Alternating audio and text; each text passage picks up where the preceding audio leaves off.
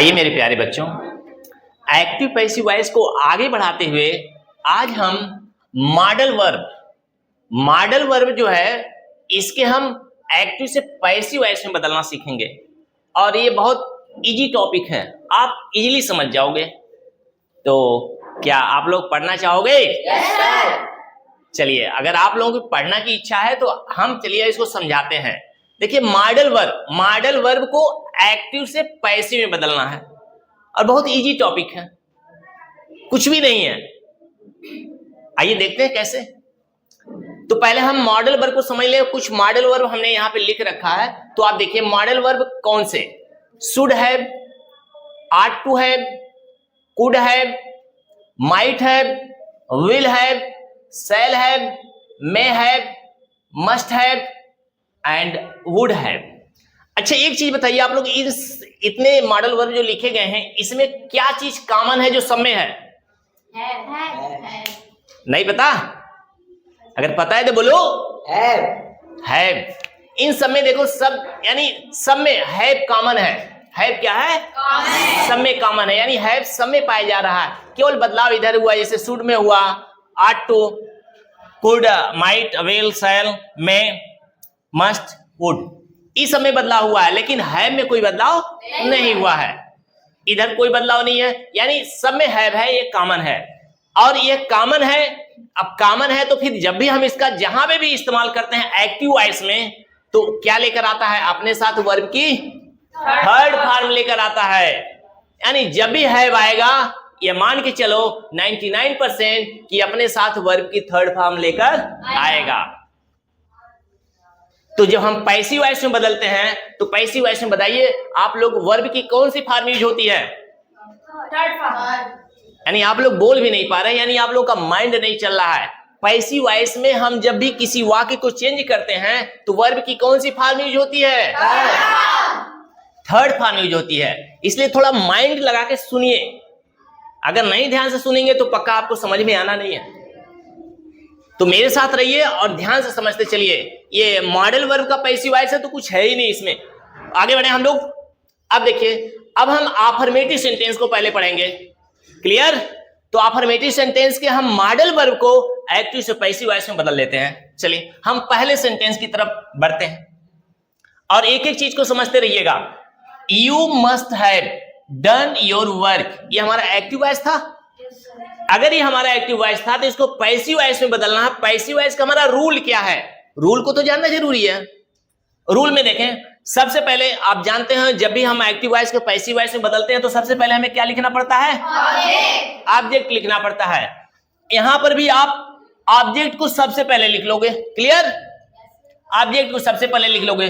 उसके बाद जो भी मॉडल वर्ब यहां पे आपको दिख रहा है वो मॉडल वर्ब आप वैसे को वैसे रख दोगे।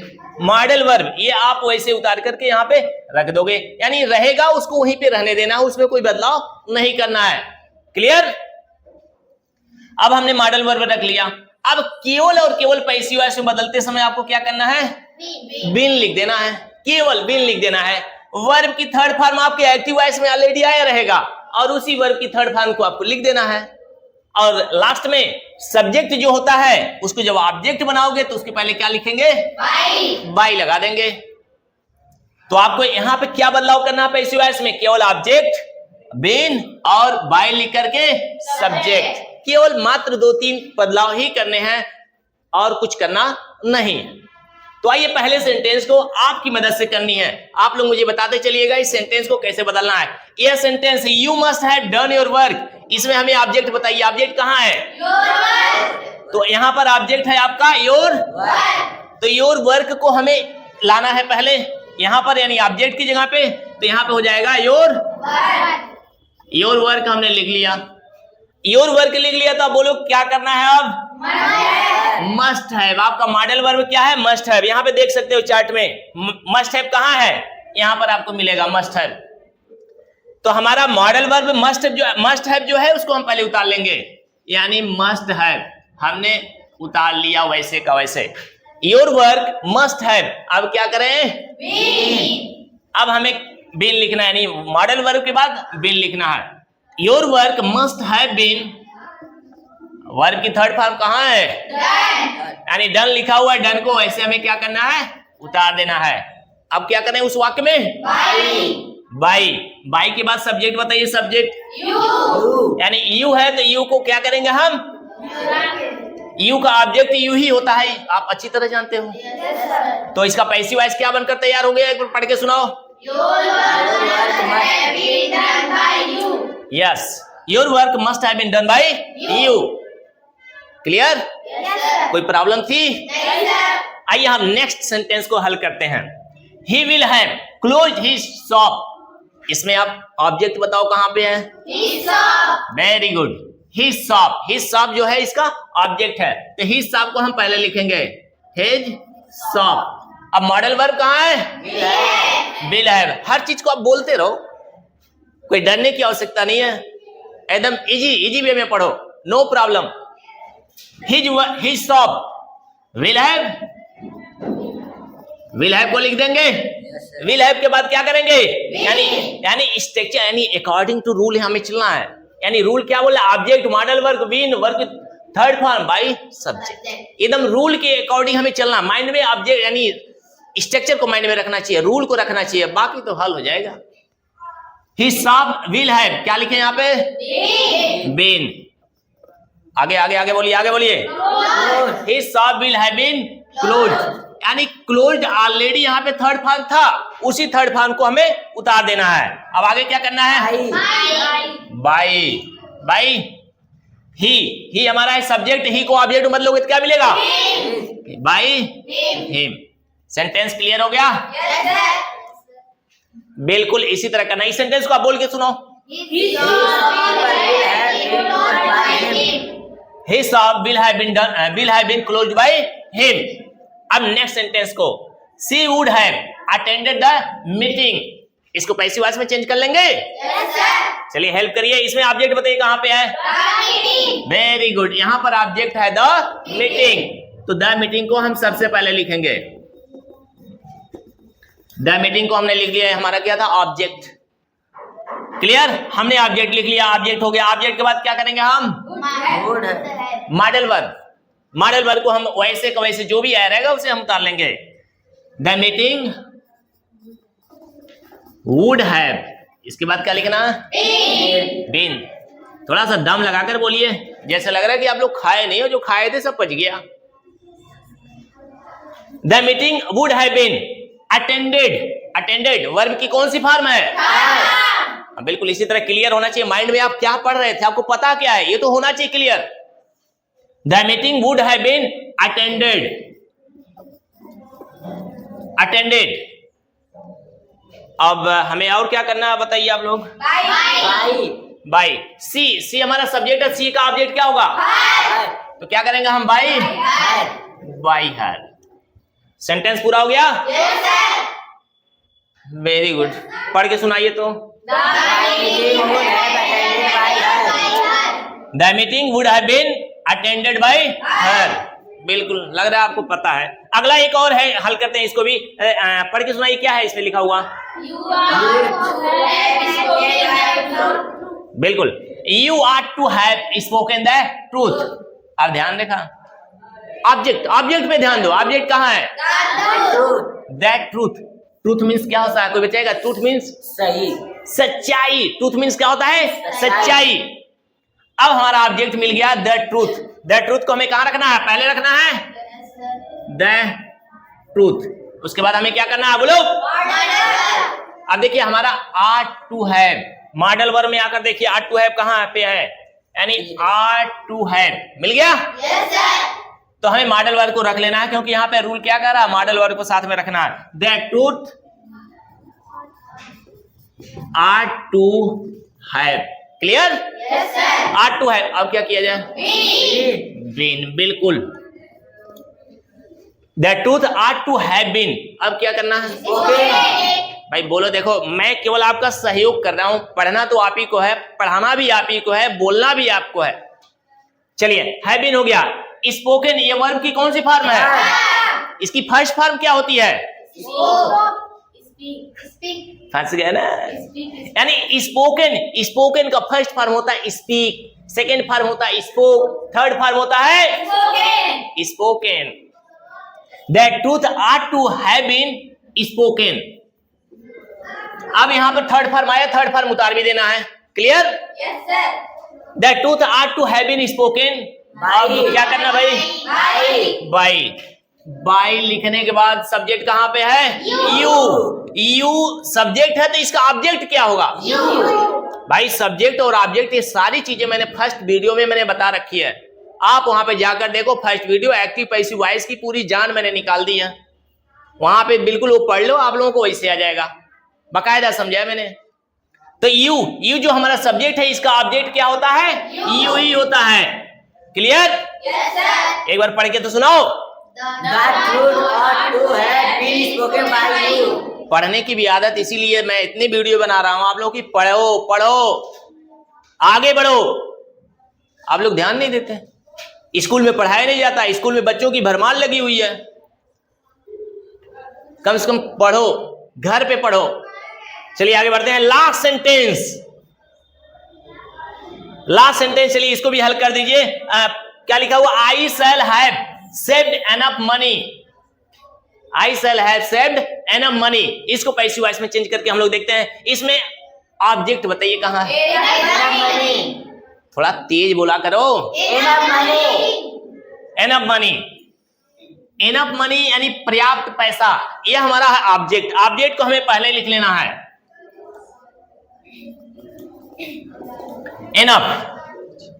एनफ मनी, हमने एनफ मनी लिख लिया। इसमें मॉडल वर्ब कहां है? Shall have. शैल हैव, इसको हमें उतार लेना है। एनफ मनी शैल हैव, अब क्या किया जाए? बीन। इसलिए मैं आप लोगों से पूछ रहा हूं कि अगर आप लोगों के समझ में आ रहा है तो गारंटी लेता हूं जो भी ये वीडियो देखेगा उसको भी समझ में आएगा। ये फुल गारंटी है, यानी आपके समझने पे ही दुनिया का समझना है। अगर आपके समझ में आ गया तो सब कुछ समझ में आ जाएगा, एकदम गारंटी। इसलिए सारा चीज दारोमदार आप पे डिपेंड है। अगर आपको आ रहा है तो दुनिया को आना है, अगर आपको नहीं आ रहा तो फिर हमारा साथ देना भी बेकार है। Clear? Yes, sir. Enough money shall have been, आगे क्या? यानी वर्ब की थर्ड फॉर्म लिखनी है, यानी वर्ब की यानी बीन लिखने के बाद वर्ब की थर्ड फॉर्म लिखनी है। यानी सेव्ड यहां पर है। सेव मीन्स क्या होता है? सेव, सेव मीन्स सुरक्षित करना, बचाना। Clear? Yes, sir. Enough money shall have been saved. Saved यहां पे था, सेव्ड को मैंने उतार लिया। अब हमें बाय लगाकर सब्जेक्ट लिखना। सब्जेक्ट क्या है? आई। आई हमारा सब्जेक्ट है। सब्जेक्ट का आई का ऑब्जेक्ट क्या है? आई का ऑब्जेक्ट मी है। क्लियर? Yes, sir. माई नहीं है? No, sir. श्योर होने? Yes, sir. ठीक है भाई। यानी आई जो हमारा सब्जेक्ट है तो आई का ऑब्जेक्ट आप लोग बोल रहे हो क्या होगा? मी। बिल्कुल सही, आप लोग बिल्कुल राइट है। यानी पहला वीडियो देख लियो बाकायदा से। ठीक है? ये तो हमारा था अफर्मेटिव का रूल। यहां पे कोई निगेटिव सेंटेंस नहीं रखा गया था। अब इस तरह से अब हम आगे बढ़ते हैं और अब हम देखते हैं इसके निगेटिव सेंटेंस को। आइए निगेटिव सेंटेंस को हम लोग देखते हैं। अब हम मॉडल वर्ब के निगेटिव सेंटेंस को देखते हैं। निगेटिव सेंटेंस क्या कहता है और क्या यह कठिन है? बिल्कुल नहीं। आप लोग रेडी हैं? Yes, sir. चलिए, अगर आप लोग रेडी हैं तो इसको हम आगे बढ़ाते हैं। अब हम जब मॉडल वर्ब के निगेटिव में जाते हैं, यह मॉडल वर्ब का पार्ट 2 है। पार्ट 1 मैंने पहले पढ़ा चुका है, उसको आप लोग देख लीजिएगा। ठीक है? Yes, sir. तो पहले हमें यहां पर ऑब्जेक्ट जैसे था वैसे रखेंगे। उसके बाद मॉडल वर्ब। मॉडल वर्ब 2 टुकड़ों में होता है। जैसे अब आप देखेंगे यहां पर कुड हैव। अब निगेटिव में जब आता है तो इन दोनों के बीच में नॉट आता है, तो मॉडल वर्ब का एक पहला रूप रखेंगे और उसके बाद बीच में क्या आएगा? नॉट आएगा। बीच में हमें क्या रखना है? नॉट। उसके बाद हैव, तब बीन।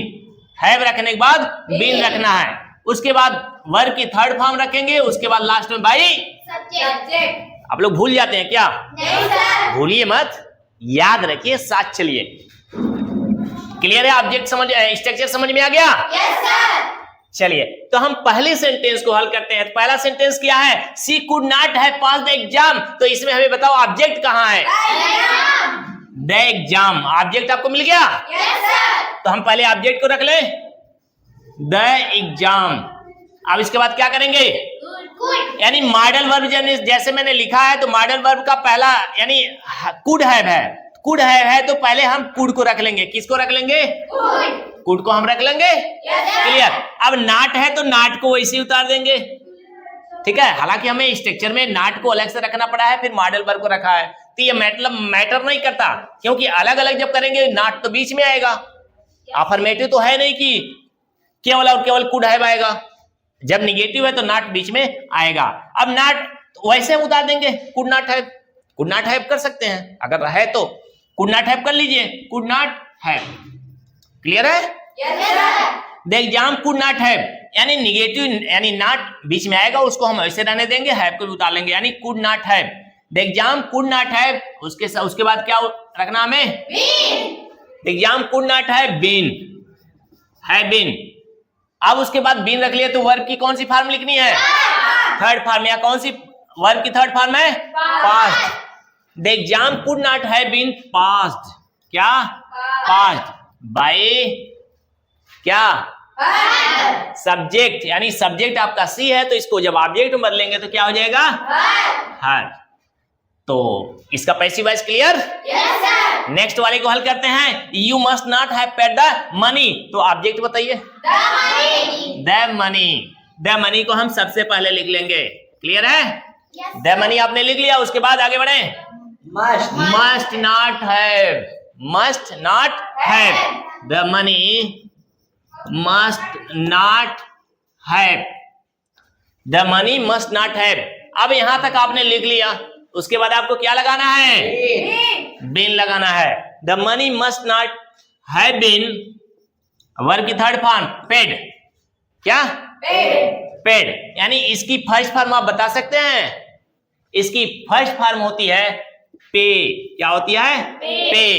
पे का सेकेंड फॉर्म और थर्ड फॉर्म पेड ही होता है। The money must have been, must not have been paid by you, यानी हमारा सब्जेक्ट क्या था? यू। यू का ऑब्जेक्ट क्या होता है? यू ही होता है। यू का ऑब्जेक्ट क्या होता है? यू ही होता है। Next sentence, you should not have wasted your time, तो ऑब्जेक्ट बताइए। योर टाइम, योर टाइम आपका ऑब्जेक्ट था, तो योर टाइम का आप पहले ले लीजिए।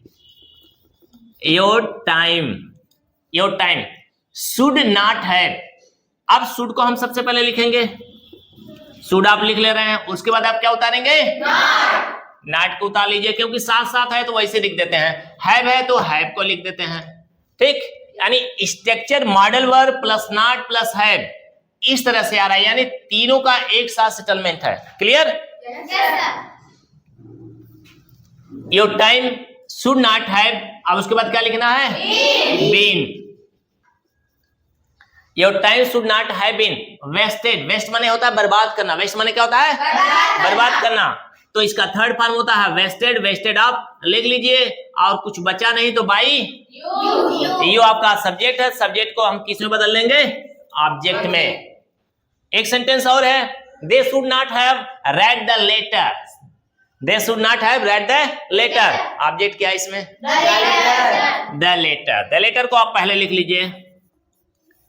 The letter should not have, साथ में क्या जोड़ देना है? Should not have. Should not have के बाद क्या जोड़ना है? क्या जोड़ना है? Should not have. इतना लिखने के बाद हमें लास्ट में क्या जोड़नी है? Been. Should not have been, the letter should not have been read. Read का थर्ड फॉर्म भी रेड होता है, उसका फर्स्ट फॉर्म क्या होता है?